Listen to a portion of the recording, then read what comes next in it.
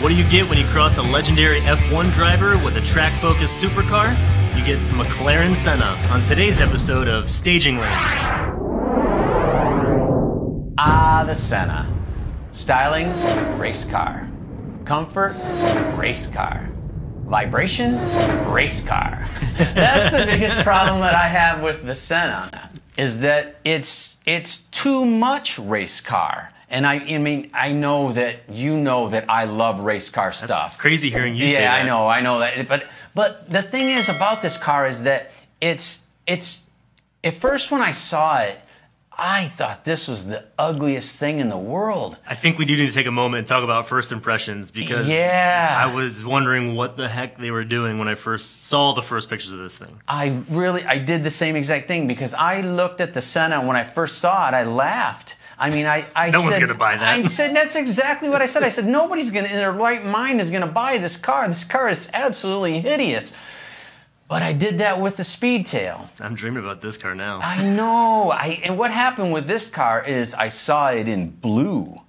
And a blue one of these is just amazing. And I saw that and I said, oh, I get it. Now you can see that, the plane line. I mean, if you take a look at that car, and where you see all the splitters and stuff, you can almost see a plane line like they're thinking Formula One, where basically you have like a flat board and then the rest of the body is mounted on top of it, so they can create all the ground effects and everything to do the job. And then once you see that, and then you look at all of the other styling cues, which I'm not going to use the word styling on this car. Yeah. I'm going to use shapes. Exactly, yeah, form follows. I'm going to use shapes for the effect of creating something.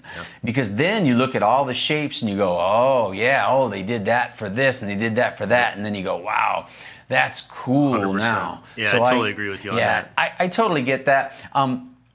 It does make a lot of noise. I mean, a lot of wind noise. I mean, these scoops and things like that are going on in these things, they really kick up a ruckus because it's moving air through it. Oh, yeah. But, I mean, it's a race car. I mean, if I've had one time I was running at Daytona and I was coming around turn 4, about 150, 160, engine just explodes. You know, of course, you go right into neutral as fast as you can, because if the engine locks up, the next thing you know, you're backwards. Done. Yeah, exactly. And then all you hear is just silence. And you can hear all your car. I mean, I can hear the dive planes in the front. I can hear the big wing whistling in the back and stuff. But when the engine's off, you hear noises that you never hear before. Oh, yeah. And that's the thing with this Senna. It's got all those things on it, all that stuff whistling and kicking up a ruckus and stuff. You can hear that in that car because it's got a muffled engine.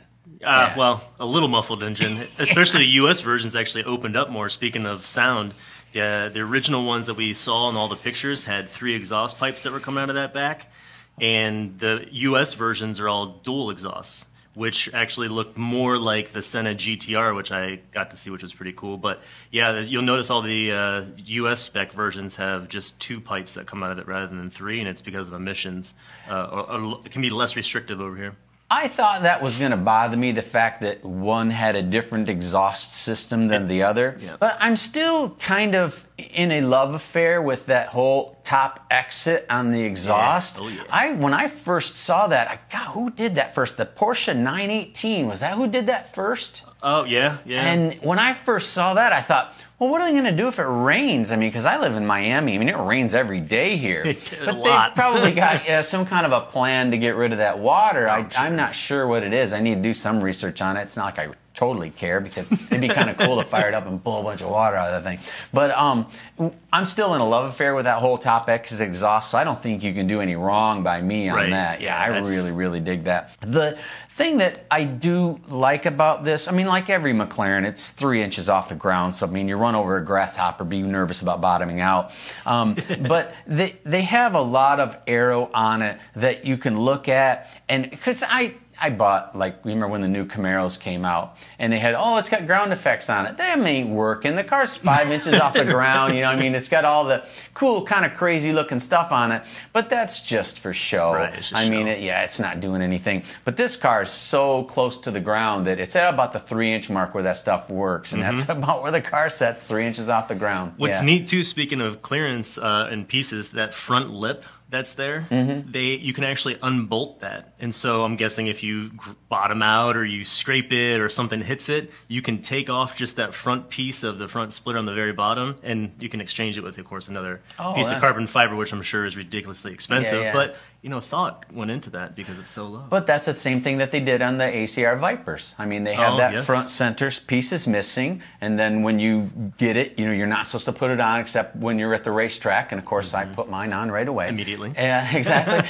But the nice thing on the Vipers, it was plastic. Oh. So I mean, if you were scraping it, because I scraped it a couple times, and it just put a little fuzz on the bottom, took a little razor blade and skipped the fuzz off. Nobody ever knew. Yeah. But it's interesting that on the Senna they make a piece that's almost disposable, because that they know you're going to wreck that. And I'm pleased that it's not connected to a $45,000 front end that needs to be fixed. Right, so, exactly. It's pretty neat. And as a matter of fact, I'm getting thirsty. I think I need a drink. Oh, speaking of drinks, you might need one after this too.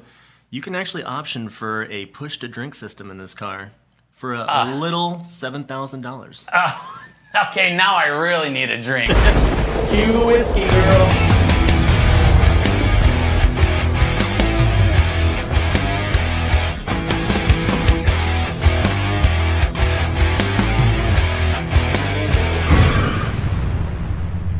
The crazy thing about this car is that... Everything? Well, I mean, there is a lot of nutty stuff on this car. I mean, really, when I first saw the doors, where you've got the open glass on the thing, and I'm surprised we missed that in styling, but I think we've talked about it so much in bar arguments, because I don't feel safe being able to see through my door, because we've talked about this before. I get in wrecks a lot, and I need material saving me. How are they possibly protecting you from any kind of puncture and damage with a piece of glass right there? Well, unfortunately, one of the YouTubers has one, and his got smashed in, and it looked like it just shattered like safety glass. So that's a good thing. I mean, I'm guessing just based on how light this car is, anything that's going to be piercing through that door to hit you, it's going to go through glass. It's coming through the door. The door itself is only 20 pounds anyways, so I mean, it's not like a super heavy door. Now, the other thing I was wondering with these doors is that, of course, us being car guys, when we first saw the pictures of this thing and it had the windows in the door, everybody was like, oh, it's so you can spot the apex when you're coming into a corner so you know that you're hitting it. Now, I'm not a huge race car driver like you are, but I can't imagine that you're going around a corner and that you're looking through that door, taking your eyes off of the track, and to look through that door to see if you're hitting that apex. I mean, being a race car driver, I'm sure you're doing it already. I got a chance to set in a Senna here just the other day. Lucky. And I'm going to sidetrack a little bit on this. If you've ever owned the McLaren, and I've been in a few, and I'm a McLaren owner myself, the seats on McLarens are ungodly, like sitting on a concrete block. And I mean, the Senna is like sitting on a concrete block covered in jacks. You know how you play ball with the little jacks? It feels laps. I mean, I sat on that for just 5 minutes, and I literally couldn't believe how bad my bottom hurt. I mean, it was those 7 pads that are in there. Yeah, oh yeah, it was really, really terrible. But when you sat down in there and you can see out that door, and I get that you can. I couldn't use that as a driver because I lose. I lose my. I have a real sensitive G meter, which makes me a good race car driver. But if I lose track of the road too much, I can't. I have trouble getting it back. Have trouble getting my feel back, and I couldn't be able to look from here down through that porthole and then back pop out, because I think it would just absolutely disorient me. I think what it's actually for, and McLaren didn't state this on their website or anything, but if you have a female in the passenger or the driver's seat, it's for all the cars around you to check out their those stems so you can see them. I'm pretty sure that's what it's for. So or it's like women checking out guys' legs. Yeah, either way. Yeah. Nobody wants to see my legs. I can guarantee you that. So I'm going to be taping that window off just to do the whole world a favor. The crazy thing that I thought on this, almost got you on the drinking game. Thought I was going to say interesting. Yes, that counts. The P1 and the Senna were so evenly matched. Yeah. And I don't know why.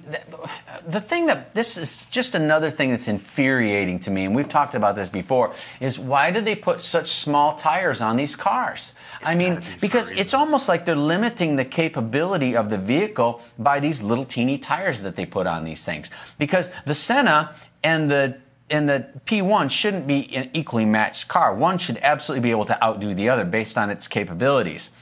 The Senna has a tremendous amount of downforce. The P1 has a tremendous amount of power. So I would think that one should definitely be able to break away from the other. But because of the tires that they put on them, these real small tires, the one can't outpace the other. It's got to be weight savings or something. Well, I don't understand it. It's just one of the things that's absolutely frustrating, and it's gonna hurt them in the performance number at the end of the show. It's gonna hurt it for me because I like big tires. I mean, I'm a Viper owner. I mean, I know a big steamroller tire when I see one, and I like them. And of course, I'm a Ferrari owner too, and they don't have very big tires either. Which reminds me of another thing. The P1 has all this downforce, right, all this brake capability, it's super light and the whole deal. How come my Ferrari 458 can brake within 9 feet of a Senna? A Senna can brake 9 feet? 9 feet. 9 feet's a lot. I know 9 feet's a lot, but I would think that if you do like a test of like that Jaguar XK, it's like 30 feet. But you have carbon ceramic brakes on yours. Well, I do, but I've got a small tire. I've got a similar size tire as a Senna. The specs on those Senna brakes aren't that. I mean, you know, those are those special ones that they have to cure for 7 months or whatever. But it's the technology that you have. You're already here, so that Senna's just pushing that bar. I just think that if I took and put the proper size tire on the Senna, then the braking distance would drop by 10 feet. I think we need to reach out to McLaren or something because this is a consistent. This is a consistent complaint that I have. Is I want some big tires. Tony doesn't care. He just wants to be in a McLaren. He doesn't care. I don't care if it has tires on it. He'll set on it up on blocks in the garage. Yep. But I want to see a big old tire. The Porsche GT3 RS has a bigger tire than a Senna, and it's got 200 horsepower less. So you got to make up for it somewhere, though. You know what I mean? Yeah, I know, and we'll talk about that in another episode too. I know that's coming up because Tony's been complaining about the F50, so we'll get to that. But if they put a bigger tire on this car, I think you'd really see the potential of it. Because there was a test on this where they took this up against a real GT car. And with slicks on it and the whole deal. And the car had 200-300 less horsepower and was 2 seconds a lap faster than the Senna. And the Senna was supposed to be GT car fast, and it's not. And the only limiting factor on this car is those little crappy tires. So, okay, then I would wonder, and I'll have to check my facts on this, because the car that they're comparing the Senna to, I don't think it fits in, because I got to see the Senna GTR, which that is a track-only car. Okay. And I'm guarantee you those tires are a lot wider. I mean, there's my point. I'll look it up. So, and of course, the aero is insane on that car as well. I believe that car is probably who they should have been matching that up against, not just the factory. But when they sold us the Senna, they said it was going to be GT car fast. And then they come out with the GTR. You see what I mean? It was like almost a bait and switch. You know what I mean? If you're going to say something is going to be as fast as something, it better be that fast or it hurts your reputation. And that's the thing with the Senna, is that the Senna is a really fast car, and really the only limiting factor on it is the fact that it's got a really crappy small street tire. And the tire is a great tire. I'm sorry, I didn't mean to pick on the tire. It's just not a race tire. And we've got a race car with a street tire on it. And that's the thing, is look at the Dodge Vipers. Yep. I mean, look at the Porsche GT3 RS. It's got a huge, huge tire on it. Put that tire on the Senna. Let's go. Come on. I think Patrick has stocks in the tire companies or something. That's why he's trying to help those things out. So let's switch it over. Okay. Let's talk about some of these design cues that are on this thing, which is all form follows function. But just the styling of it, like you had said, is the more and more you learn about this car, the more and more you see that it was designed for a purpose and a reason. Like the way that whole back end looks, if you don't know cars that well, or you look at this car for the first time and you look at that rear end, you go, what in the heck were they thinking? It looks so goofy from the back angle, but it's really like those steps down, that's to exhaust the air so that it doesn't interfere, exhaust the hot air, doesn't interfere with the wing, the air that's going over the spoiler, to make it more aerodynamic. And I never knew that. I mean, I could probably put that together, but when you start seeing these little pieces and what they do, you really get a sense and an appreciation for the styling rather than saying it's ugly. That's exactly what happened to me. Is when I first saw the car, I laughed. I said, "Oh my God, this car is so ridiculous looking." MSRP at what, $985? Yeah, I think it started and then I saw, like I said, I saw that flatboard plane that they built the car from. Yeah. And I said, "Oh my God, it's like a Formula One car hidden amongst all that stuff." And then all the vents did something, and then. And then I really loved it, yes, and I didn't want to love it, because if we had done this episode like 2 months ago, its styling rating would have been so low. It would have been just, I would have laughed through the whole episode thinking this is some crazy clown car. But then once I saw it, because I saw it in blue and I saw the shapes, really cool. The thing that I don't like still about McLarens is that if you're a Ferrari owner and you have like the 3 modes, the wet mode and the street mode and the race mode, when you click those, there is a dramatic difference in the way the car drives and shifts and just everything about it. I mean, you can really feel. As a matter of fact, my 458, for example, when you go to race mode, it'll knock your teeth out when it shifts. The current ones, the F8 Tributos and stuff, they don't hit as hard as the 458s. I wonder why. I don't know, but I'm just saying, probably because they don't want their teeth knocked out.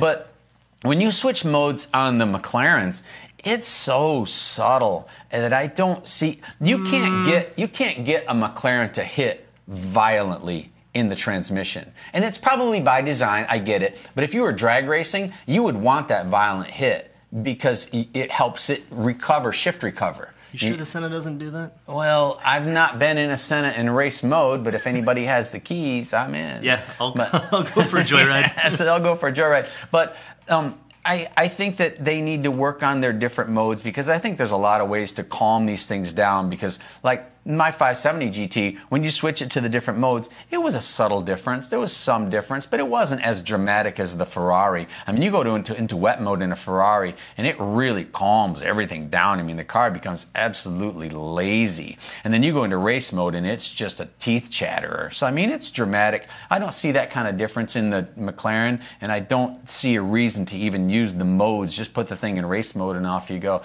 I got to touch on something that you do like, though, real quick about the race modes. Do you know where those are located at?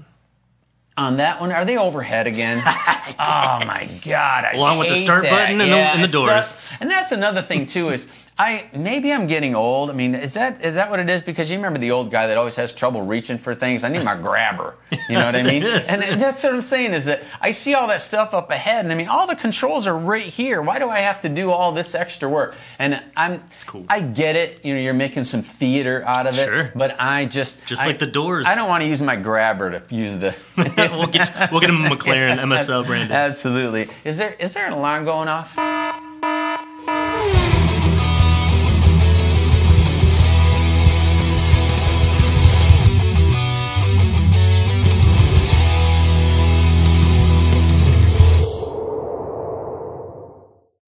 Now, I think we've all been there before. You know, we probably weren't in the Oscar Mayer wiener dog when we went in the ditch. But there is an advantage to growing up north like we did. I mean, we live in Miami now, but we grew up in the snow and racing around in the snow, and you learned how to drive. I mean, we used to have, because we were farm kids, we were driving big old 4-wheel drive trucks and just sliding them and jumping them off the ditches and flying. I mean, we did crazy, wild stuff in cars. So it's not that you lack respect of the danger involved in the cars, because I've got some stories about us jumping in the gravel pits that we'll get to at some point in time. But it kind of gives you respect, and kind of without having a track readily available, it also gets you to learn cars. Like growing up and stuff, if it starts to spin out a little way or a fishtail, you kind of get to a sense on how to control that, which I don't know. And I thought you it was helpful. panic. You don't panic, yeah, because you've been there 1,500 times before. And there was a guy that was racing at Daytona. It was a track day where everybody could bring their cars out, and there was a guy coming into turn 1 at Daytona, and you're coming off turn 4, so you're doing big speed,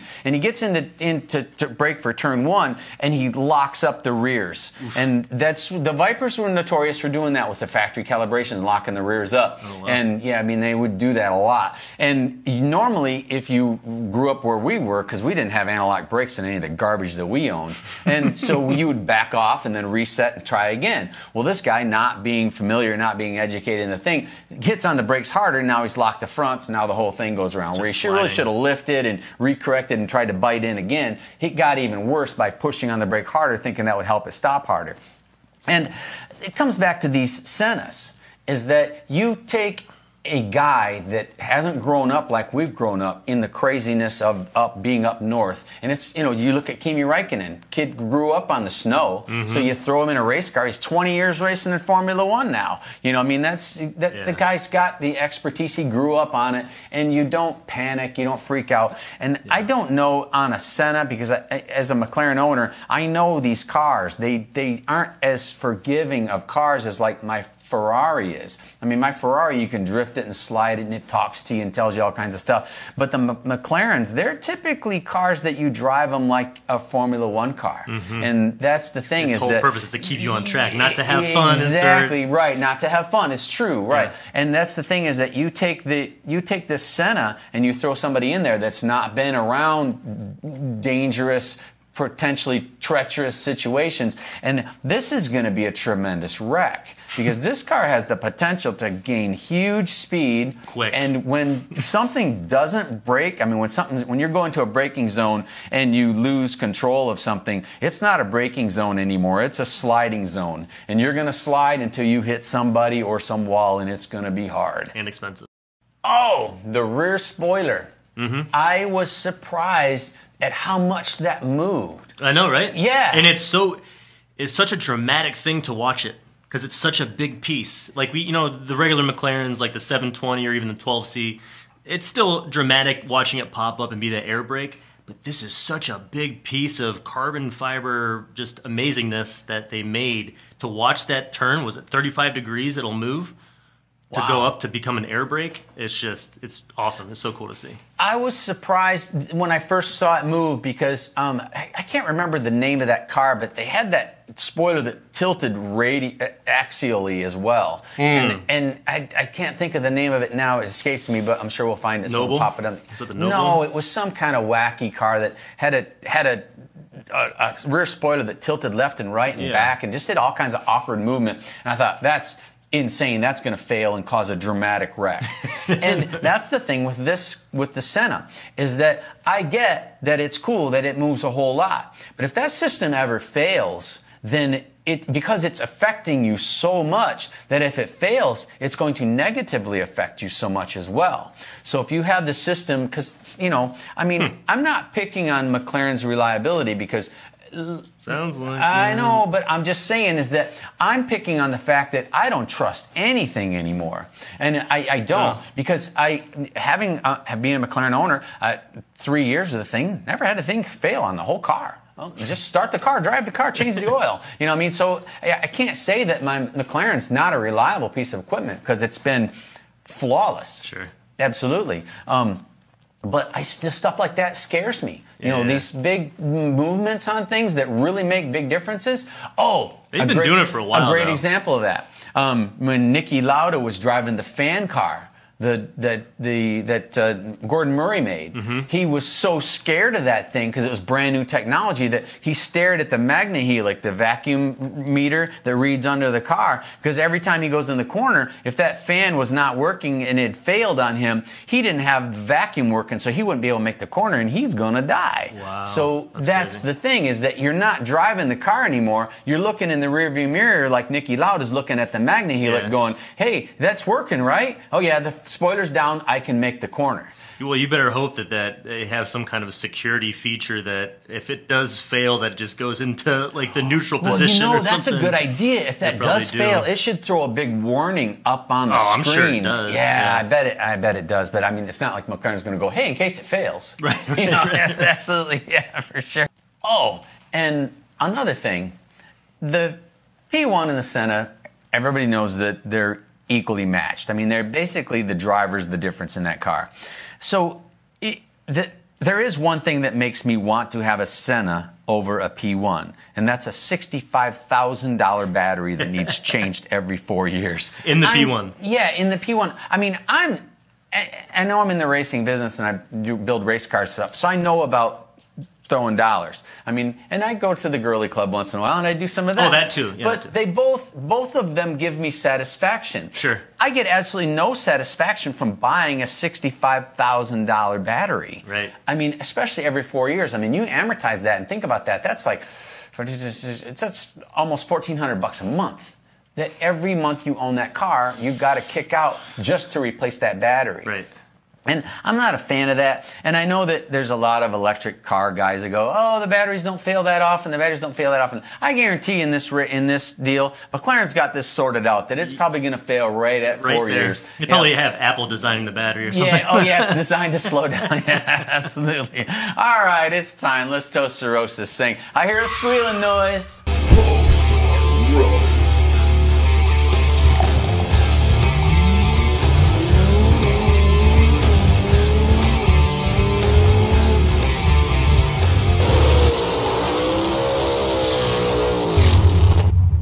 Okay, now, Tony's a huge McLaren fan, but I think he's being more reasonable on this car because I've had enough bar conversations with him that I've been able to negatively affect him. And I've got quite a bit of this into him already today, so we're probably looking pretty good. So I probably won't have to knock 5 off. So you were talking about styling, and I've complained about the style of this from the start, and then I warmed up to it. Where are you at? So agreed. You would have done this. We would have done the show months ago. Well, actually, not even months ago, probably over a year ago, I probably would have had a really low design number. But it's got a roof scoop. It's McLaren. It has just insane styling. And now that I understand the styling of it, I wanted to give it a number that matched one of Senna's race car numbers, but those were way, way too low. So design-wise, I gave it an 83.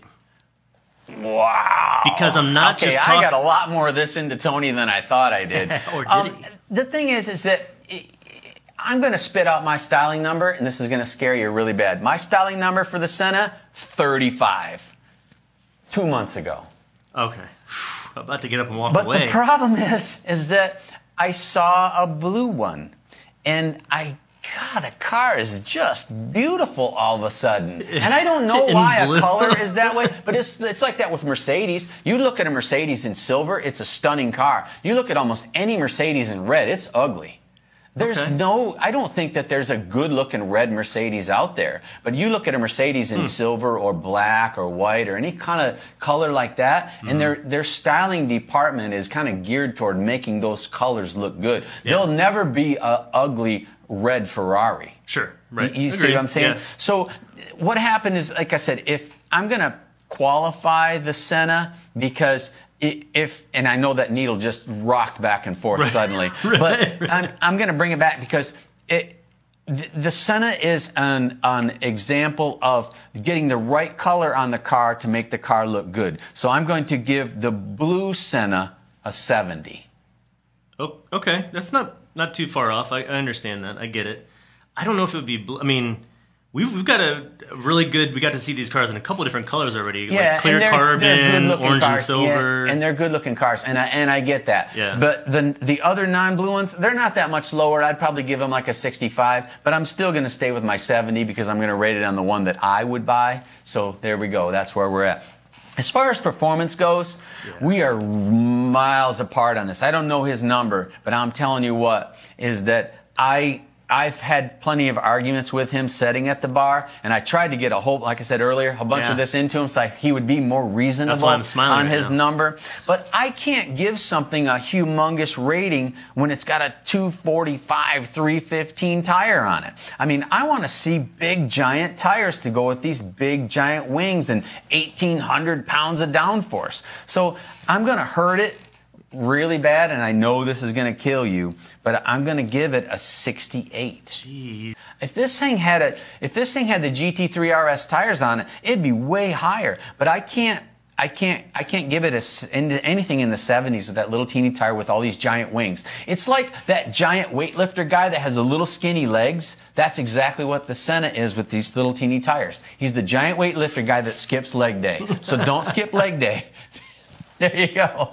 Okay, so in performance, seriously, I gotta get you down to a level where we're still gonna be friends. Well, McLaren, you don't need to overcompensate with your tire size. I like you the way you are.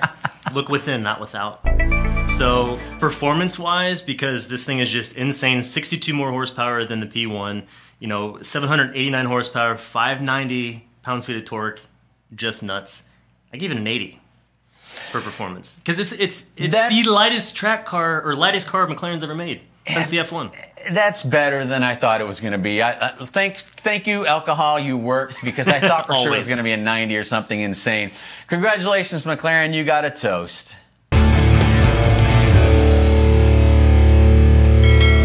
Well, thanks for watching. Be sure to like and subscribe. And you know what they say: if you have an opinion that's different than ours, keep it to yourself.